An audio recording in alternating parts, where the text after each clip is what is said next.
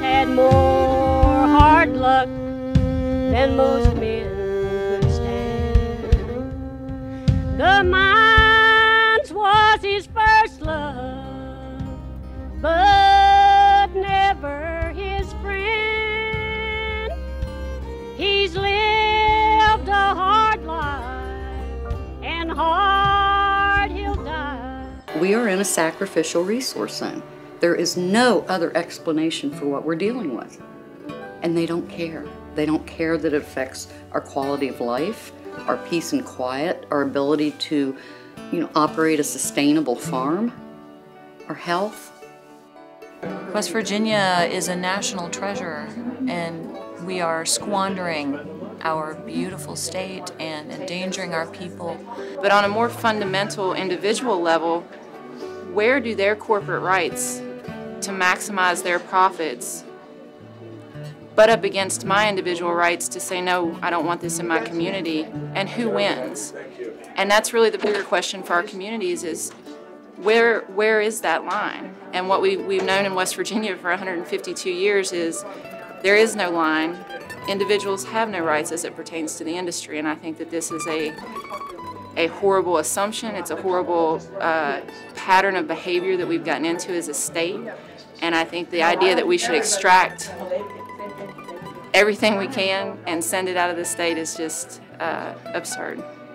And we need to plan better and diversify this economy and do something besides extractive industry. I lived in Charleston and drank water from the Elk River and from the American water plant that had been contaminated by MCHM. I still have concerns. It's been just over a year since that. I still have health concerns about what the implications of that may be. So the fact that we have pristine water resources in this state that may be compromised not necessarily by leaks or explosions, but by the actual construction of these huge pipelines, that's deeply concerning to me. I'm from Charleston originally, and I've been in the state all of my life except for 2 years I spent in Ann Arbor, Michigan with my mom, who is a musician, and she actually wrote one of our state songs, This Is My West Virginia. And when I was a kid, I didn't really, I loved the song, but I didn't really think much about what it meant. And now that I see these people working and doing and standing up, I feel that pride that she felt when she wrote that. This is my West Virginia, and free her sons will always be. We will stand behind our principles as in 1863. Her pride will live and her strength will grow till her mountains turn to dust. Here in my West Virginia, the land I trust. We live in a small town that is in the middle of coal country and gas country. We're being raped. I worked in Doddridge for a year and a half, which is Frack Central or Frackistan, and people's lives were jeopardized because emergency response could not get through to them. You need to think about this. Now, the Atlantic Coast Pipeline is what we're facing, and it's going to go under our major roadways that people travel to get north and south in the county. It's going to go under our river, which is our water source for the town, if it goes through, and it's less than half a mile from the high school. I went to my fire department about this, and I asked if anybody realized the proximity of this pipeline to the high school, and people were oblivious to it. This thing is insane. Okay, you have to go to the government and talk to these people. You have to talk to your friends and impress upon them how important this is. Up the mountain working on this pipeline and somebody gets hurt, I got no way to rescue them. I can't get to them. I can't land a helicopter in a construction zone. I can't kick up the dirt. There's only certain places I can put down a helicopter, so we've got to rescue those people. We've got to bring them down the hill. We've got to transport them to the helicopter. Their chances of survival might not be so good.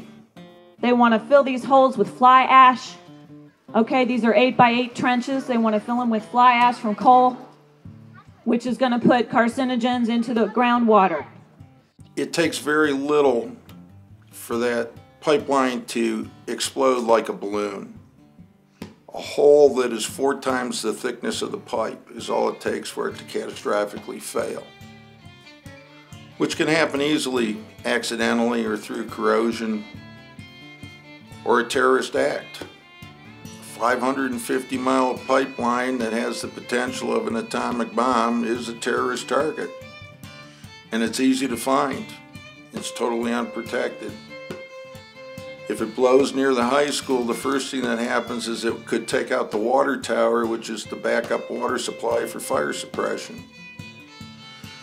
The initial blast will take all the dirt around that pipeline and cover State Route 20, which is our only north-south route and the access to the high school. And the subsequent fireball, when it ignites, is going to take out every piece of glass for a mile. It's going to start secondary fires in the high school parking lot, basically igniting every vehicle that's sitting there. And that heat wave's going to go right through the school after it's been blocked and nobody can get to the students.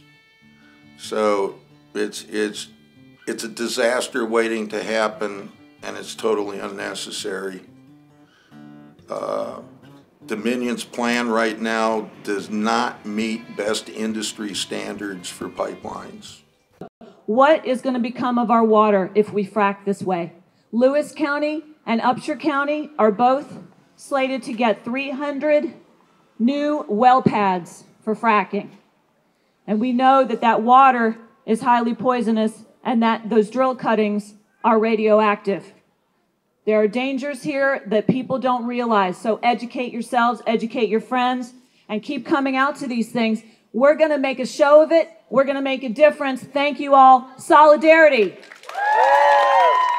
The Exponent Telegram published a piece where the headline said, "The Marcellus shale drilling was a success story of the year," and that just really got under my skin, because it is not success when you're poisoning people. And this pipeline is going to lead to more fracking. This is going to put us in a really bad position health-wise, and that's not success. And we want this paper to talk about all sides of the story, the risks and the dangers as well, and we want to know why they haven't done that. So we're trying to find Mr. Miller.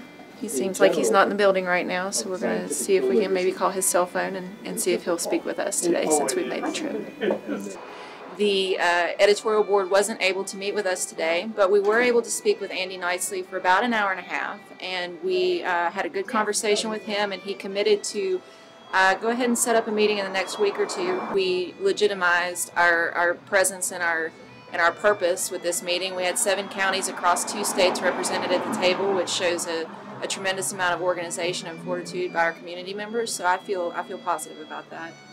Storming the office may not have been the best idea on hindsight, but it certainly got their attention. And then we were able to schedule a meeting with them and get in with them. And they saw that we were serious and that we think this is really important. And I hope that they think it's important, because it is. It's extremely important for them to do their due diligence and talk about all sides of this issue, not just the industry side. My name's Doug Gallagher. I live in Doddridge County, West Virginia, which used to be a real nice place to live, but lately it's become an industrial zone for the frackers. I have 100 acres here. I moved here in 1978. I came from the city and I wanted to be a farmer. And this is a place where I could afford to do it. Traffic's gotten a lot worse.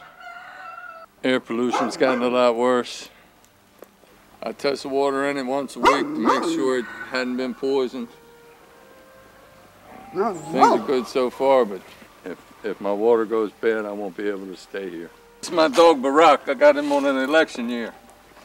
An old man coal miner from Harrison County gave me that dog. And this is Hope. Hope. She's a good girl. The host farm program is something one of my neighbors set up to allow people to come visit fracking areas and to have a place to stay while they're here. I decided to start this program that I call the West Virginia Host Farms Program because we're surface owners and concerned landowners that are being impacted by what the industry is doing in these rural communities. And for us, it was a big concern and a nuisance because we retired to disappear in the hollow. I was going to learn how to can, which I did, and garden and sit on the porch, watch the chickens peck the yard. I was retired. I never dreamed that I would be running this program that's bringing environmental researchers and journalists and students to come to ground zero and watch drilling and fracking right at ground zero. The one power surface owners still have is the power to invite who they want on their land. Right where I'm standing on this high area was where the impaired water, or so-called frack pond, was. I just got a whiff of gas, did you? Oh yeah. Yeah, it's real strong. In West Virginia, we have the split estate situation where one person owns the surface and another one would own the mineral tracts underneath. And this is an interesting site because the story behind it is that this was an old lease that was used from the early 1900s. Mineral ownership trumps surface ownership. They have a right to what they call reasonable access to their minerals. The problem with that is that these leases that were given out were for conventional wells, and they have a much smaller environmental footprint. So in this case, the surface owners here certainly did not want to have a Marcellus well pad drilled on their land. This takes out an enormous amount of a person's surface land. Now, they couldn't stop this from being drilled, and the question that we have as citizens and as surface owners is, what do you call reasonable access? How do you define that? Because when these leases were negotiated, a lot of times they were negotiated when they were drilling with horse-drawn wagon. They get a conventional well, which just goes vertically down a couple thousand feet, leaves a small footprint, but because there's an existing well that's still in operation, that lease is still in effect. And then the industry can come back and drill Marcellus wells, which we know are much larger, take up a lot more land, and of course the legs that go out up to 2 miles could impact people who live down the road. So that's what's allowed to go on in West Virginia.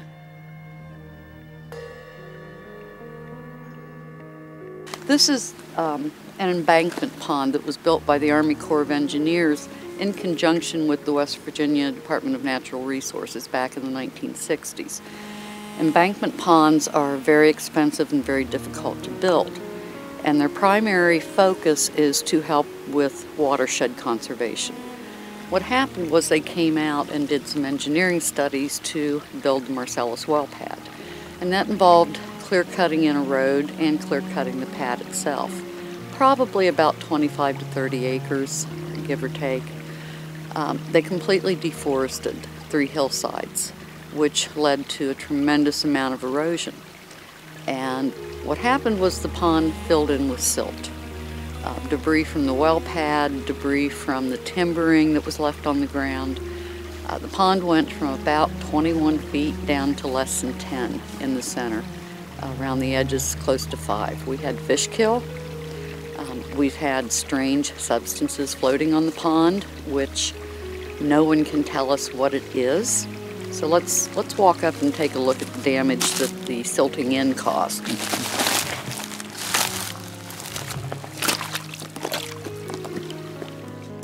I'm right to anger now.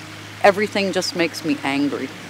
So this is the spillway that's been compromised as a direct result of the pond silting in, the overflow failing because it was plugged with debris. So the water, the only course the water could take was to run through the spillway. Unfortunately, the force of the water was so tremendous, it took the spillway with it. And now all of the rock that was holding back the pond is in the pasture. It's appalling. Look at what they've done to our property. This should not be running through here. This should not be eroding what's already a bottomland. The oil and gas producer that caused this is aware of it. They've been out here and looked at it. They've brought engineers out to look at it, and they said, "Oh gee, this was done very poorly. We're so sorry this has happened. We will fix this." It's been over a year and that was the last we heard. I don't believe that they have any intention of fixing this. I don't know that it can be fixed. This is our barn. It's original to the property. It was built before the Civil War, as was the original homestead. It's been a great barn for hay storage. Grandkids love to play in this hayloft. Since this bottom has gotten so saturated, it's starting to undermine the logs on the barn. When the spillway gives way, it will take this barn with it. We've lived at this house for 33 years. Years ago, there used to be a lot of beaver. They had beaver dams up and down this creek. Water cranes, ducks used to come in here. The creek used to freeze over and we used to ice skate on it. Now it's all gone. Through this meadow, it looks so nice and peaceful. There has to be like 4 or 5 different pipelines going through it. Goes under the road and up the hillside there is another 2. And this one's connecting all this to the Northwest plant off of 50. I don't know if you can hear it as well, making the noise now. It's awfully quiet compared to what it used to be. And when they're fracking, this thing sounds like Old Faithful gushing out. And it's been going on for 3 years, and no one has done anything about it. The state DEP said there's no way they're going to plug that well. I personally don't own the well. I just have the free gas off it. I have no mineral rights or royalties. I just get free unlimited natural gas. And this is what happened. Behind me is a condensation tank. That holds all the bad fluids that come out of the pipeline. And then they have a truck that comes by and drains it. But prior to that, they were just releasing it. When they build up so much pressure, it sounded like a truck clang noise. And blowing that, and the air was so foul. For 3 years, I had no birds in my yard.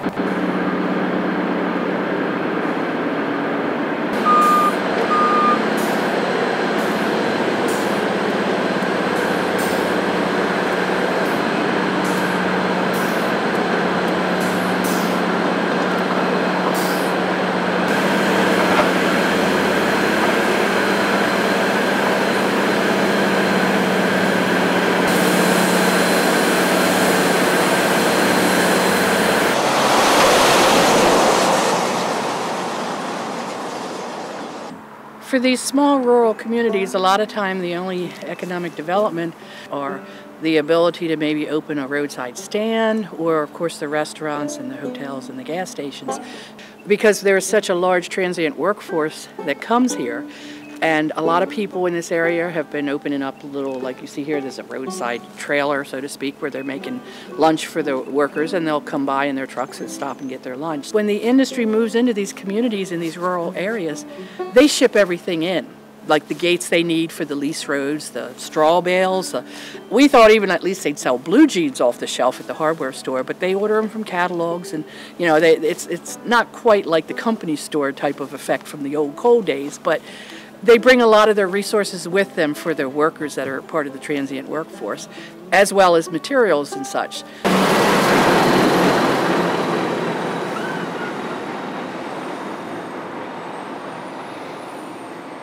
We had issues with water trucks spilling into streams, contaminating the water. By the same token, if I get somebody in the southern end of the county that's having a heart attack, and there's 40 dump trucks on the only north-south road we've got, an ambulance is going to be a long time coming. The gas companies would try to get on scene first and control it and run off the first responders so that it wouldn't be found out that they were hauling hazardous materials in unmarked trucks. And that goes on a lot. I've seen horrendous accidents. I've seen people killed because of the gas well traffic pulling out onto 50 and killed a young lady. I'm also past president and I'm a director of the Upshur County Convention and Visitors Bureau. And we just built a new event center in town. It's going to have a devastating effect on tourism. Who wants to come around a place that's a mud hole? I want us to lead. I want us to say, hey, we can grow things here. We've got sunlight, we've got wind, we've got water. Let's preserve this water. You know, West Virginia is a headwater state. We produce water for a large part of the country. And we are ruining it right now as we speak, taking it out of the hydrological system, lacing it with poisons and radioactivity, shoving it underground and causing earthquakes. We will be here for the next 40 or 50 years. I said, how are you making any money? Our midstream operations are what's making us money and keeping us afloat. And my comment was, it seems like a giant Ponzi scheme to me. You bring investors in, you know, to do X amount of wells, then you bring more investors in so you can pay off the first set of investors. Absolutely, he said, that's the way it works. Monroe County is the diamond of West Virginia, and we've got to save it just like an endangered species, and we just pray all you people will help us. There are thousands of people standing up and saying, no, we're not going to let this happen, and here are the steps we're going to take to make sure it doesn't happen. And I have never been more proud to be from West Virginia in my life. I've never been more proud of the leaders in my community. When I sat in a courthouse in Union, West Virginia, in Monroe County, and watched 125 people jump to their feet in protest, my heart swelled with pride. This is what it means to be a West Virginian. It means standing up with your neighbors to protect what's right and doing the right thing. And so I do believe fully that these communities will have an impact on the path of this pipeline if these pipelines are even approved. And I believe this is a new day in West Virginia. It's a change in the dynamic, it's a change in the conversation, and we are empowering people who have felt powerless for a very long time. And I am hopeful and I am proud of that.